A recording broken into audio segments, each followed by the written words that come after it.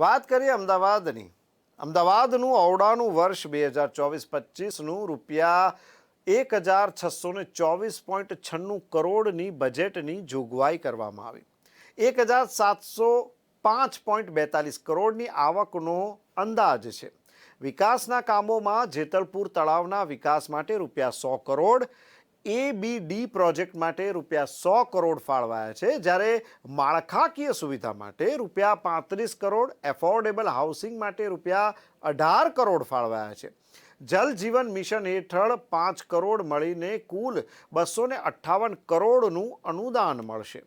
ઔડા પ્લોટની હરાજી માટે 800 કરોડનો અંદાજ છે ને આ ઉપરાંત ઇન્ફ્રાસ્ટ્રક્ચર ડેવલપમેન્ટ માટે એશિયન ડેવલપમેન્ટ બેંક પાસેથી 300 કરોડની લોન પણ મળશે.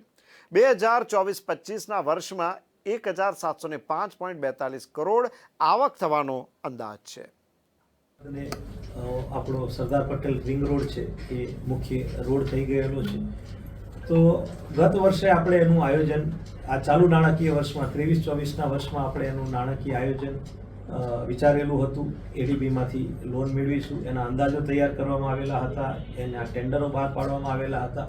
આ સમગ્ર વહીવટી પ્રક્રિયા આપણે આ નાણાકીય વર્ષમાં પૂર્ણ કરી ચૂક્યા છીએ અને નાણાકીય વર્ષના આરંભે જ તમામ જે ફ્લાયઓવર બ્રિજ બનાવવાના કામો હતા, ડ્રેનેજ નેટવર્કના કામ હતા, એ બધા જ કામો આપણે આગામી નાણાકીય વર્ષમાં ચાલુ કરીશું અને લગભગ વર્ષમાં એ કામો પાછળ 500 કરોડ રૂપિયાનો આપણને ખર્ચ થશે. એમાં 300 કરોડ રૂપિયાની લોન મળશે, 100 કરોડ રૂપિયા ઔડા પોતાના શેર તરીકે એમાં જોડશે અને 100 કરોડ રૂપિયાની ગ્રાન્ટ આપણને રાજ્ય સરકાર તરફથી મળશે.